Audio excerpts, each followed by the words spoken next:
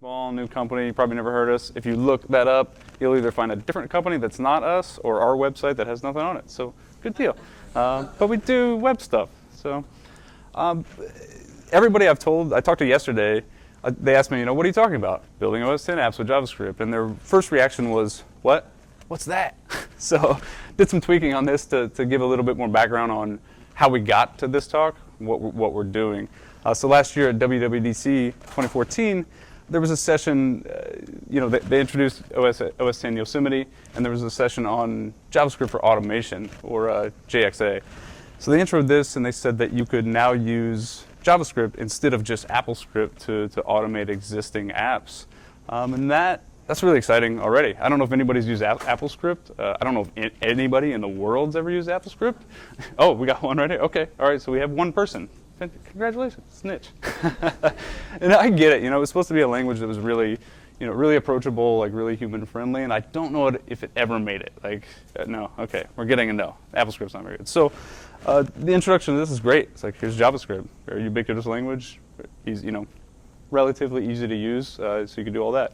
So that in itself is a whole other talk. Like, I've actually seen other people give talks on that, just using JavaScript to automate existing apps.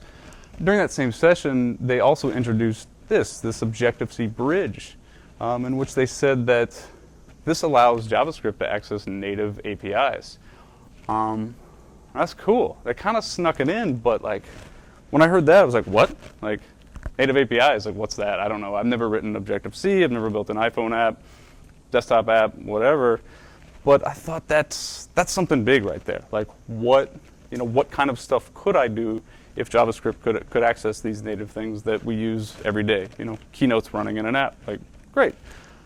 I'm just going to hop right into it and just show a quick demo of what I'm talking about, just to get it going, and so I don't just rabble the whole time. So we're going to build. I'm going to show a mock-up of it here.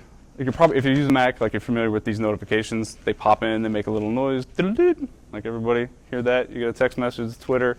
So we're going to build one of those. And it's a toy, so we're going to build a little GUI that looks like this, to where we can type in a title notification, we create that notification. And this isn't meant to be totally readable code, but I just wanted to give you an idea of the shape of the code that we're going to use to make this happen. So I'm going to hop over here real quick and see if I can do the juggle in between stuff. I'm going to go to this app, Script Editor app, which I'll talk about more in a minute. Again, just to show the shape of the code, and it looks like it's JavaScript, right? It's a little ugly, but here we have some properties, some odd stuff here in its font, but pretty recognizable, right? Decent enough? Not ugly. So what I'm going to do is say, if I can see this, say script run application, and here's our little thing. Just say hello Midwest. Hey, I can't spell. Cool. Midwest JS. I'm going to create that. Oh, you can't see it. It's not mirrored. Trust me. Okay, it's there. Right? I really want that to show. I'm coming back. The mirroring is always a killer, isn't it? I can't even find my cursor anymore. We're seeing this. We're showing this thing. That's what's happening right now. Just script. Let's do it again. Run application. Hit that. Create the notification. Okay, again, Mary. You're going to have to trust me on this one. Whatever. There's other demos. All right, let me turn mirroring back off and go back to the talk. Okay. So it works. You'll see more of those. We have some better ones that aren't going to use that. That was supposed to be a little more but whatever. We'll go. Because it was leading to this, and you got to have, But incoming big bold statement, it's got a caveat. So I'm just going to say it. You can use JavaScript to build anything you can with Objective-C or Swift. With anything in programming, there's going to be some caveats, but now that JavaScript can access all the same APIs as Objective-C or Swift, there's really no immediate limitation to what you can do. There's some people that will say, I use the word can in there, and they might say, just because you can, does that mean you should? For the purposes of this talk, I'm just not going to listen to that whatsoever, because this is fun. So that's what we're going to run on for the rest of the talk, is that statement right there. And we're going to start with more concrete stuff, the Objective-C bridge. This is where a lot of this happens. This is where a lot of the fun, real good stuff gets going. So there's two main points to talk about here, and that's the ability to import and use Objective-C frameworks. Like, that's a big one. And this idea of data type conversion, which never really stuck with me well, so I like to refer to it as JavaScript land and Objective-C land. And you can bounce back and forth between the two, and I'll show some examples of that happening. First, let's talk about frameworks, in particular this Foundation framework. This is an Objective-C framework. Again, this is all like me coming into this. I'm not an Objective-C developer, brand new stuff. But this is this base layer of Objective-C classes. It's things like NSObject, NSArray, NSURL, very common things that you need to build anything, right? Like you need objects, you need arrays. This is, in fact, it's so foundational, obviously, hence the name, that it's available by default. Like you don't even have to import this framework because it is so essential. So every new application, if you open up script editor, right, and those are available by default because it is that important. So a more interesting one here is the Cocoa framework, and that's used in the creation of GUIs.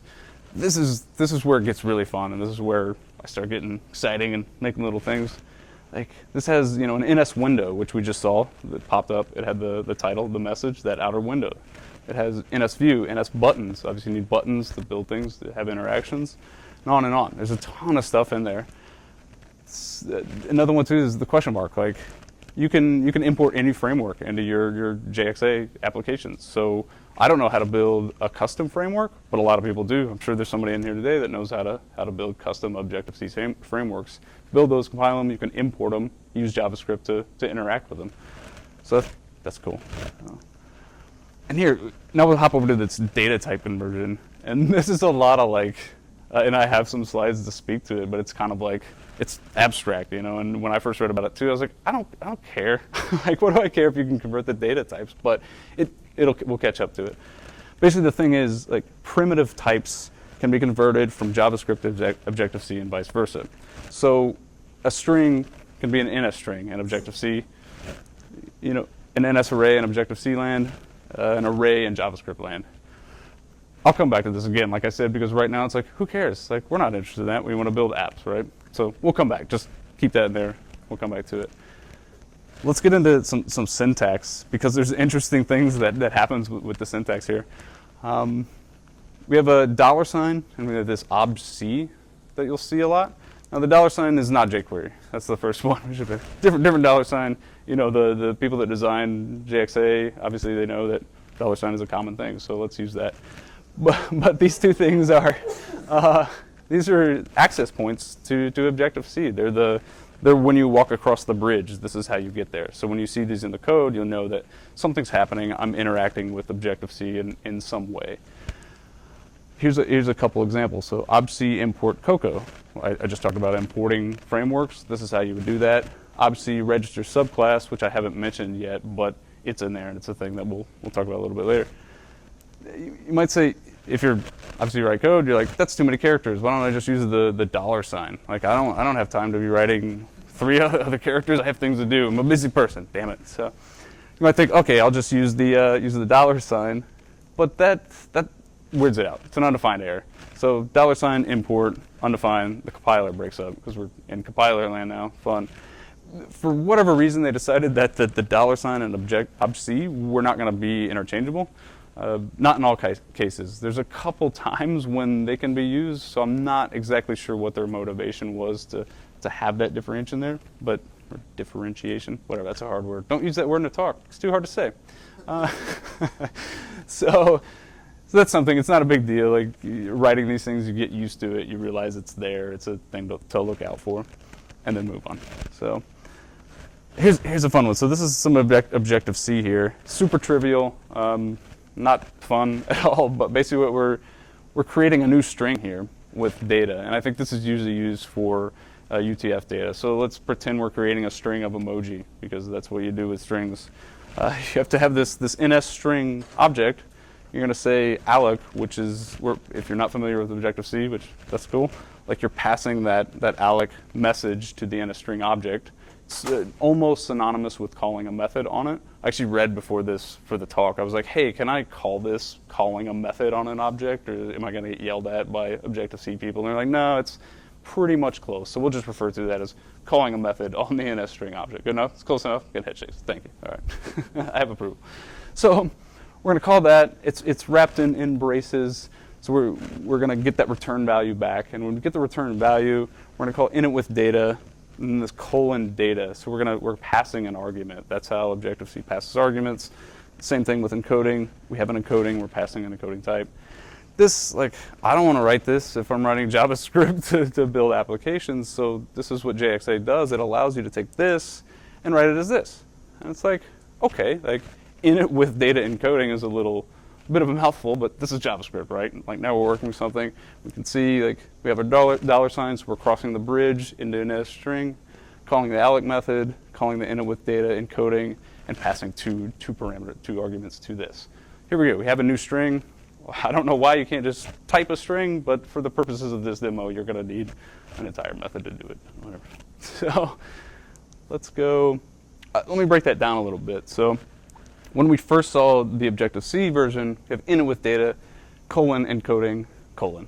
In JXA, it's a single string, and we've dropped the colons, and now we have a capital E here. That's how the language designers here decided to convert these Objective-C method signatures into JavaScript method names.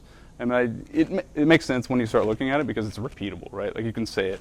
You can go through and say, remove all the colons from the method signature. If there's ever a letter directly after a colon, capitalize that. So you have this nice camel case string here. And that's the pattern that's followed for all method signatures. I'm going to take a break 1 minute. Oh, we got a hand. Yeah.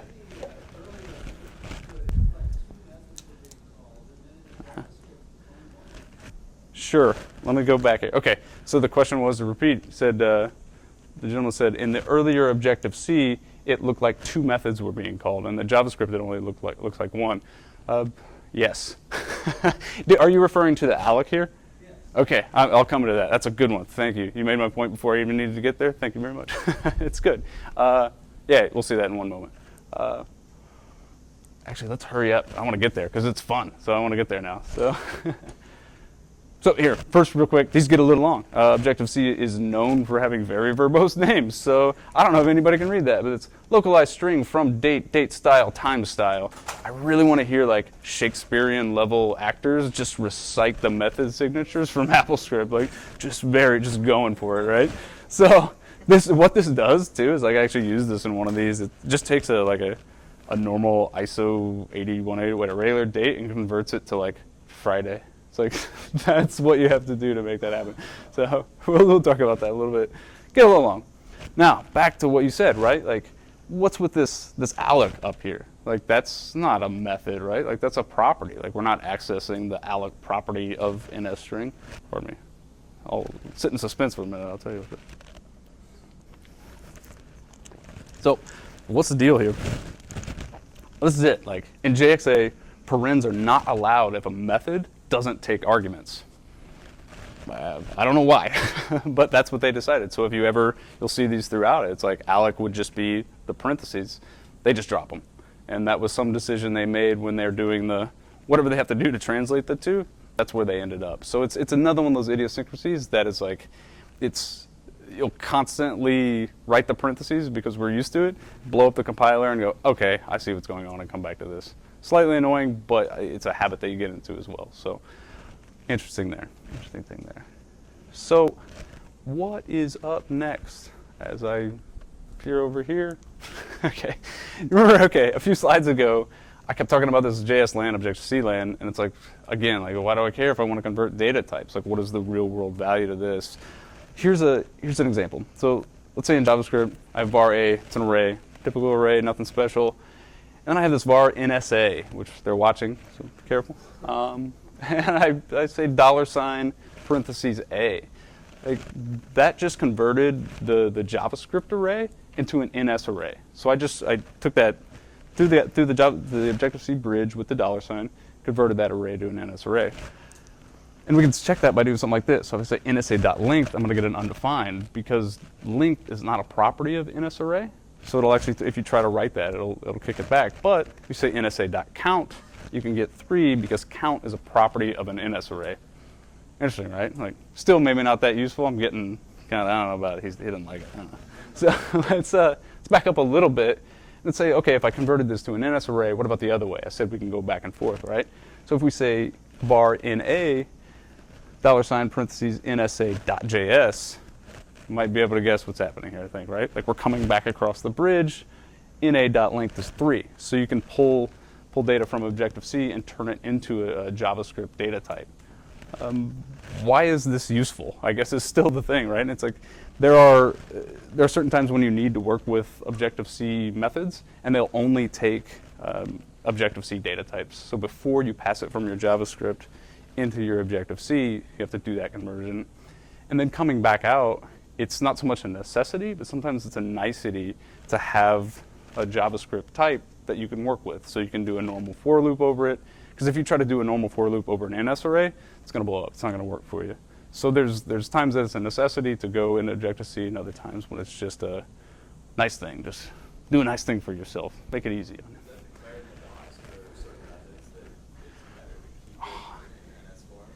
You know, it's not. That's one thing I'll come to too, is the documentation on all this is not the best documentation I've ever seen. So you usually find out. Usually what you do is, you know, there's one that we'll see an example of later that's an NS panel, and it basically wants what's an array of strings, but it cannot be a JavaScript array. It like won't do the conversion. You basically just have to blow up the compiler and then be like, okay, do I convert it? Like, sure. And then it's like, yeah, I want an NS array. So interesting, yeah. So, but yeah, documentation. Who needs documentation, right? Figure this stuff out. We're smart. Yeah. So let's show. This demo is going to work because it's not a notification. So let's look at another thing here.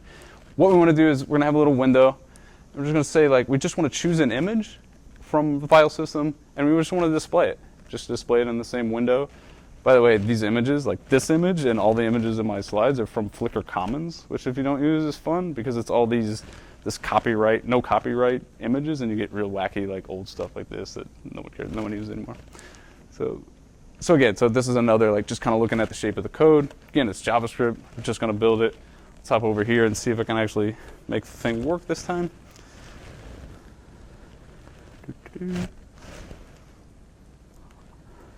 Again, I'm in the script editor app.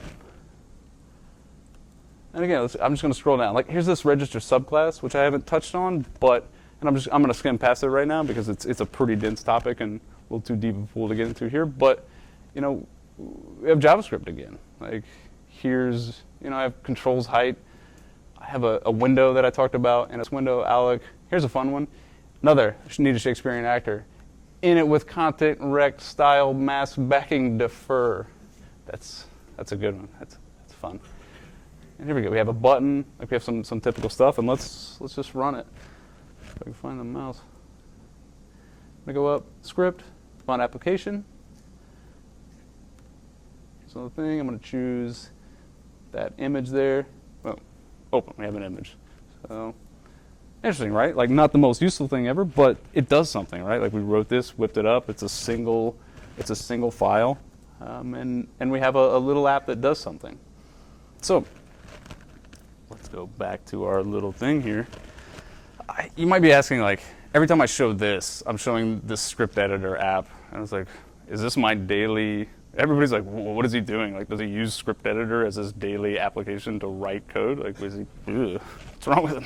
So, if you might not even be familiar with it or the thing that exists, but let's talk about it a little bit. Like, so script editor, it's built in. Like, it comes on every Mac. Like, it's been their script editor. It's been the go-to for AppleScript, right? Did you use script editor to write AppleScript or? My little AppleScript was for an Alfred app. Okay. So Okay, didn't bother, right? Okay. Well, people, that's what they recommend. They're just like, use script editor. So we're kind of like, okay, cool. But you know, when at WGC they introduced something new to it. This little box up on the top here. So you have a selector between AppleScript and JavaScript. And like when I first saw this, someone had tweeted about it. This is pretty much all they had was a screenshot of this happening, and people were like, wait, what? And then people were like, oh shit, really? Like that was like literally the way people went through it. Wait, he's taking a picture. Can I do this? Can you get that thing? So now you can write this again. You can write these automation scripts using JavaScript instead of AppleScript. So your Alfred script, like that could be converted to JavaScript like pretty trivially, I would say. I've never done good at trying to translate people's Apple scripts into the JavaScript because, again, like, Apple script's too hard. Like, mortals cannot use that thing. I don't know what happened. Like, I'm way not that smart. So this other thing, like, if we have script editor open, so you save the file, you get a pretty typical save dialog, like saving as a .app. But down at the bottom, there's a couple other options. We have a file format that I've set the application here, but you can also, the default is script, and then you can also do a bundle. I don't really know what a bundle is. It's a bundle of scripts, I suppose. It's more for automation, but we're interested in this application right now. And this other little check marks here, stay open after run handler. That's exciting. That's exciting stuff, isn't it? Stay open after whatever run handler is. This is old leftover stuff from automation. So basically the automation scripts were meant to be just that. Like, you start the script, it runs, it gets to the end, it goes away, you're done. But they have this checkbox here to say, no, like, I want the script to run, and I'm going to continue to do stuff. Stay open. Like, give me my window, give me whatever I have going, run the script in the background. So that was really important. By the way, like, when I was first doing this, I didn't know about that checkbox. So I'd sit down, write a script, have a window, run it, window would flash, go away. Like, what is happening here? And I would just do that. It's like, all my code's fine, the compiler's not complaining, like, everything's working. And I think finally I dug into some forum post from 10 years ago, some weird AppleScript post, and they were like, oh yeah, just check the checkbox and then it'll keep going. I'm like, thanks. Again, documentation. Why would you do that? So, whatever. But you can see, like, when we save that file now, we get a little app. Like, they have a default app icon, my app. We can test this by doing the right click, show package contents, just like any application on your machine. It'll open up. You can see in the Finder, we have our contents, resources, scripts. And what it does is just take that script that you're writing in script editor, and it just drops it in there. Main SCPT. Like, that's it. It's JavaScript, and it's running. Like, your app is running with JavaScript. It didn't transpile it into anything else. Like, it runs it in the JavaScript core, which is Safari's rendering engine. So it's there. Like, these just live on the screen. Again, the script editor, though, like, let's come back to that. Like, what's the deal? Like, why am I using the script editor? Why would you do that? Because it doesn't have any line numbers. Like, I didn't just turn that off for the demo purpose. Like, I have no idea how to turn line numbers on in this editor. Like, I don't know. No themes. Like, you can do formatting. Like, there's a whole block of, I change the color to blue, but you do have to do every single one. So you have to know, like, oh, my variables to be green, my strings to be red. Like, I want it to look like Christmas forever. Nobody wants that. There's no tabs, there's no drawer. So, like, every time you open a file, it's a new window. Like, that window that I opened, a new one. So if you're doing any work whatsoever, like, it's just not sustainable. There is a drawer. Someone's going to be like, there's a drawer, dude. And I'm like, yeah, but it's not files. It's the package contents. And I found out if you modify any of those files when you have it open, basically your computer catches on fire and you have to go outside. So not going to work, right? It has odd formatting. Oh, I kind of want to show it. Yeah, I'm going to show this because it's fun. So I feel like I should explain odd formatting. Here we are. We're in script editor. I have this bumped up for the presentation purposes, so you guys can see it. But but when I work, I like to bump my fonts up to like 14 to 16 point. And everybody makes fun of me. Like, I don't wear glasses. I just like them bigger. Whatever. Helps me concentrate. Don't judge. Don't judge. So if we go here and I want to write something new, I just want to be like bar foo. Why? It's like 12 point purple. And it stays that way until you either save the file or run compile. Okay. Whatever you say. So let me delete that because I actually want this file. Let's get away from that. So I think you can see where we're going with this. There's got to be a better way. We have to have another way to do this. So I thought, like, okay, what is script editor doing? Like, how can I use my own editor? Like, I want to use Atom or Sublime or Vim or even Emacs if you want to do that. Like, but I couldn't figure out one important thing. It's like, what is happening in script editor when I hit that script run application? Like, what does it do when it compiles it into an app? I don't understand the mechanism for what it's doing. Like, you can look at those script files and they still look like JavaScript. All they do is plop a bunch of garbage at the top of the file. So I couldn't do it. I couldn't figure out what the deal was. And then out of the blue, I get a tweet from Daryl Carter. I don't know who this person is. He found me out of the blue. I'd written an article on this. He says, hey, not sure if you still care, but I got live reload working on native apps in OS X, and you can work in any text editor. So I was like, hell yes, Daryl, I care. Like, I was like, yes, definitely. What do you have? And he sends me this little sample here, and he'd taken one of my projects that I've been working on, a little like NS pipe demo, just to use commands in an app, and he did some really cool stuff, like a live reload kind of scripts. There was one very important thing that he had in there, and that's this OSA compile. I'd never heard of this before. No, I didn't know what to look for, but OSA compile is this old, it's an old command line argument that the best documentation for is to literally run man OSA compile. Like, that's it. That's what you're going to find. Which actually, it's pretty good documentation, and man pages aren't bad. So this is it. Like, this is the mechanism that I found that takes my JavaScript that I'm writing and does the conversion into an app. I was like, okay, this is like floodgates here, right? Like, I'm out of script editor. This is huge. Like, this is a big deal. I'm like, hey, this is a huge deal. I know how to convert my scripts to OSA compile. People are like, don't you have anything else to do with your life? You just do OSA?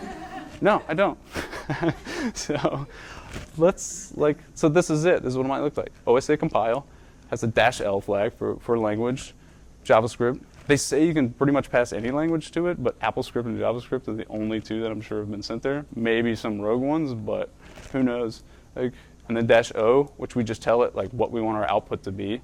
All you have to do to get it to create an app is to literally put .app on it, and it will create that directory structure that we saw earlier. Like, what? Okay, sure, I'm down. And then we have this -S flag, which is the equivalent to that checkbox that we saw on the save screen, so stay open after run handler. And then we just have our input file here, our input.js. I'm going to do this real quick. So let's see if I can do this while not mirroring and not break anything. Does that say demo too? It does. I'm going to take all this. I'm just going to copy everything straight from script editor. I'm going to hop over into, no, I'm not going to do that. Going to hop over here. I have this conveniently named JavaScript file called demoapp2b.js.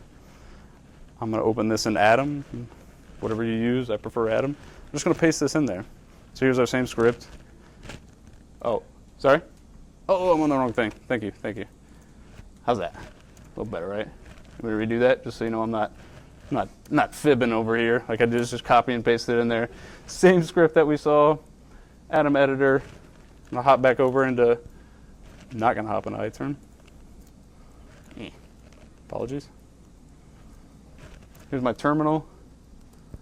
Again, I don't run like normally huge font and just white on black, but whatever. It works for the demo.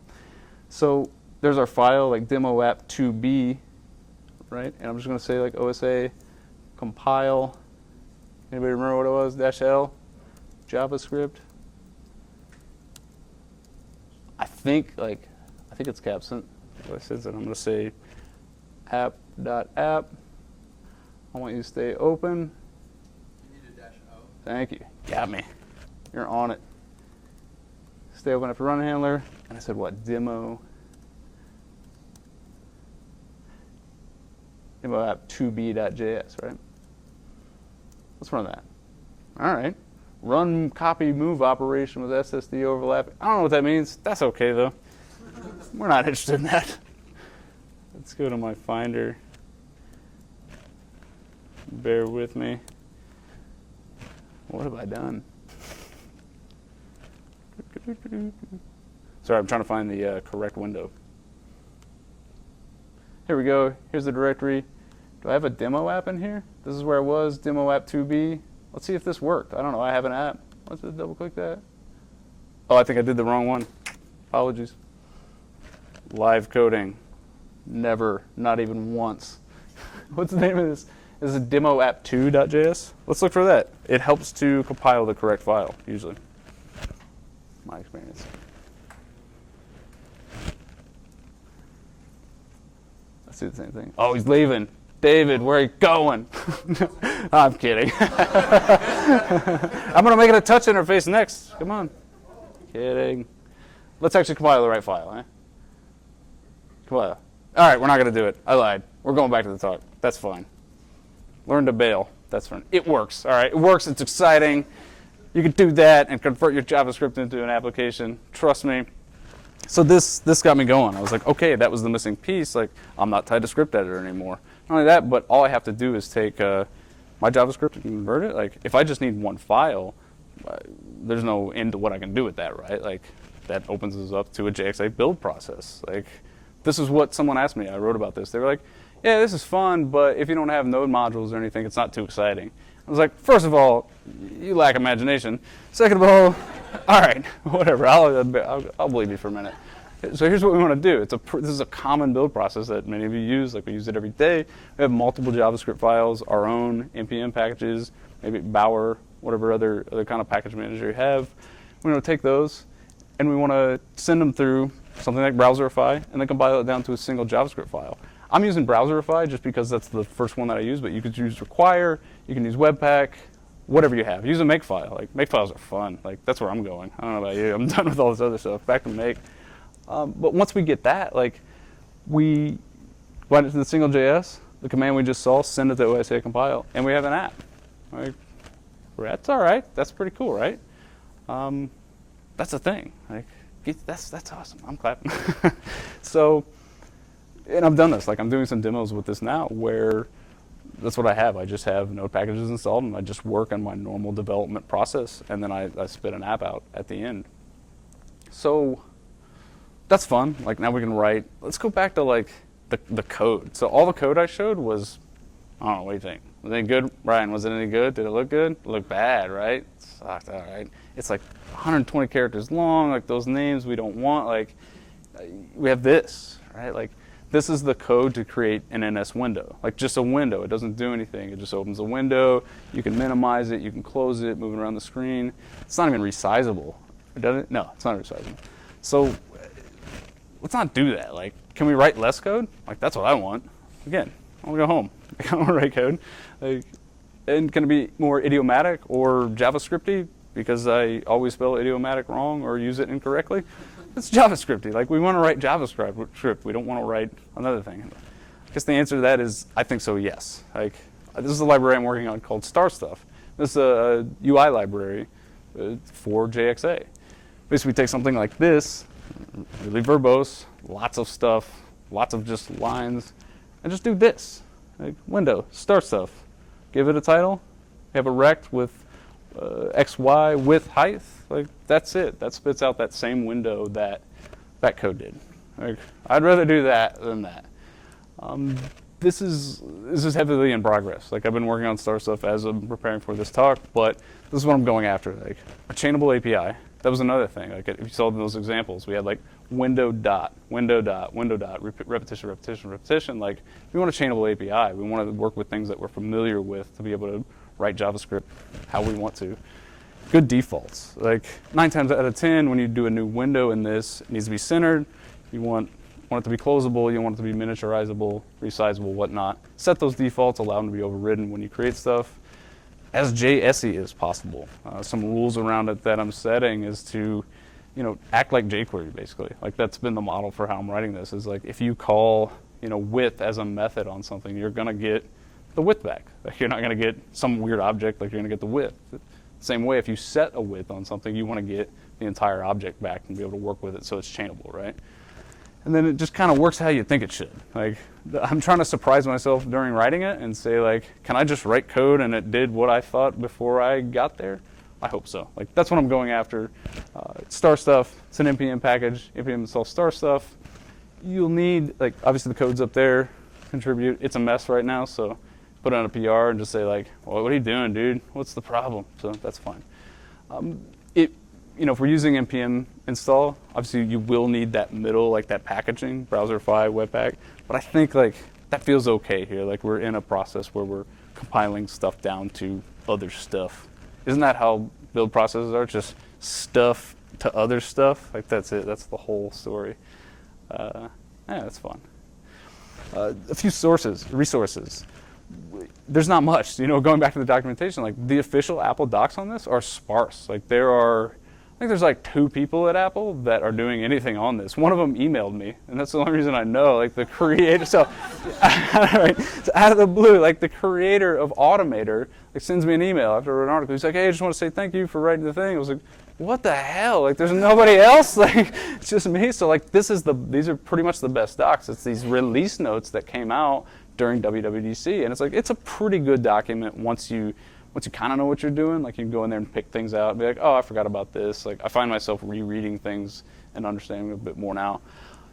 There's this is cool. So the JXA cookbook, like this is a guy in Thailand who, I didn't know he was doing this. This thing existed for like 8 months before I saw it, and I was like kicking myself because I had to figure out so much of this stuff on my own, and this guy did it already. So super good resource.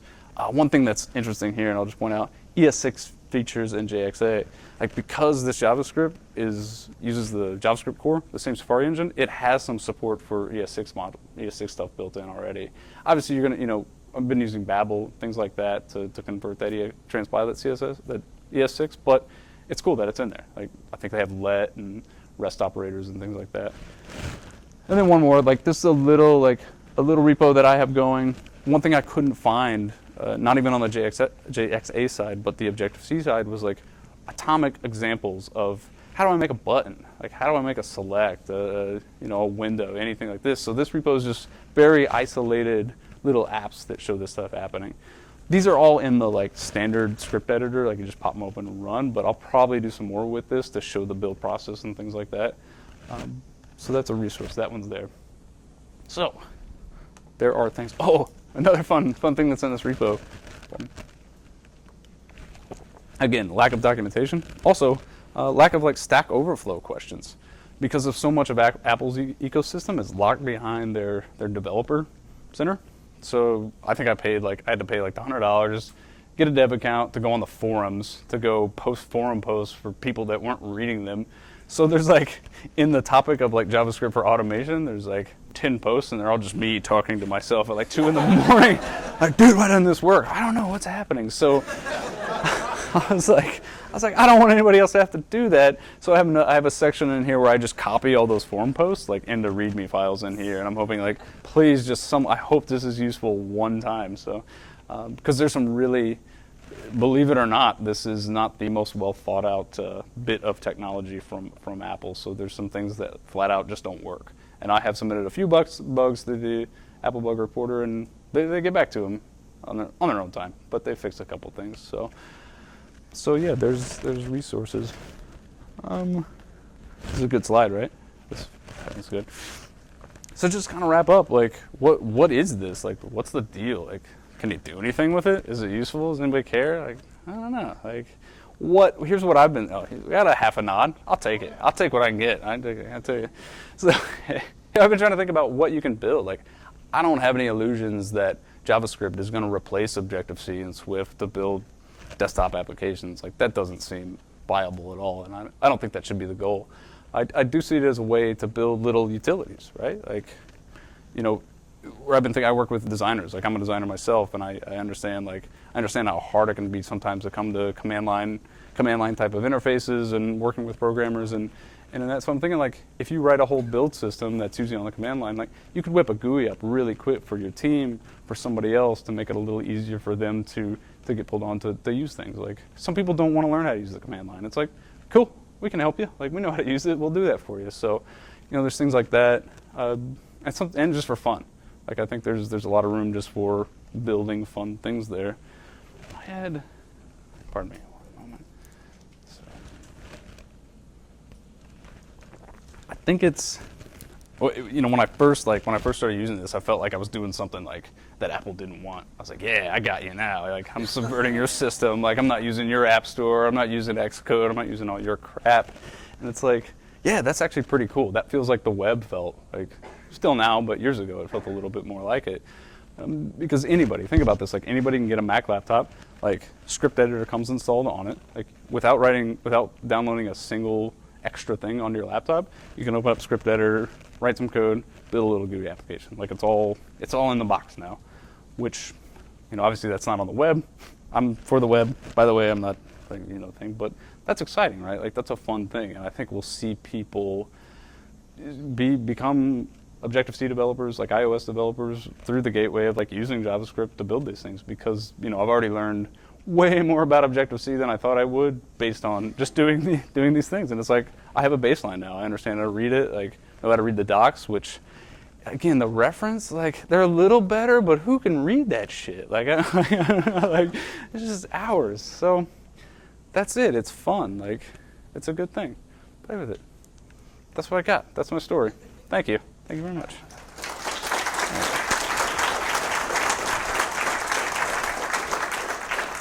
See, I wrapped up early too because I know like lunch is coming soon. Yes. So, do you know what's going on behind the scenes to make this stuff run? Is there like Safari's rendering engine that's sitting there running this stuff? Or? Yeah. So to repeat the question, yes. Do I know what's going on behind the scenes to make this stuff run? Not exactly. Like I don't know the mechanics of it, but it, the JavaScript does run. Like the application runs the JavaScript in the JavaScript core. That rendering engine, the same rendering engine that Safari has it. So that's about my knowledge of it. So, but they're not doing anything to the JavaScript to transpile it to anything. They're not converting it to Objective-C in some way. Like it's running the JavaScript. So it is like just a bridge in there. So, how's that? Works pretty good. That's as far as I've got to. So, yeah. Anybody else? Sorry. What's the most useful thing you've created? This talk? No. No, because I've spent so much time like playing with everything that I keep having all these ideas. I'm like, yeah, build this, or you can build this, or you can build this, and I never get there because I'm always like, well, I'll go over here first, and I'll write a build process for it and so I'll build tooling for a while. It wasn't like a tool where you're trying to, automate something or build some image optimization tool that kind of led you down this path.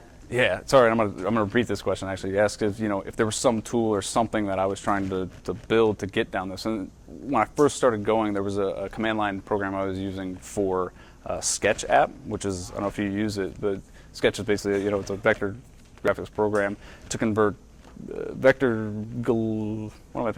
images into like glyphs into a font, so you can have a font thing. And I got tired of running on the command line. I was like, I'll build a little GUI for it, and it'll be really cool, and you can have all the options. And I made it like halfway through it and hit a roadblock and stopped, but like that's a type of thing that I'm like, that would be a really good one for designers, because that whole thing is supposed to be for designers and they're like not going to use it on the command line. So it's like, I think where my brain goes is there. It's like, what tools can I build for people that aren't as technically savvy or just don't want to mess with the command line?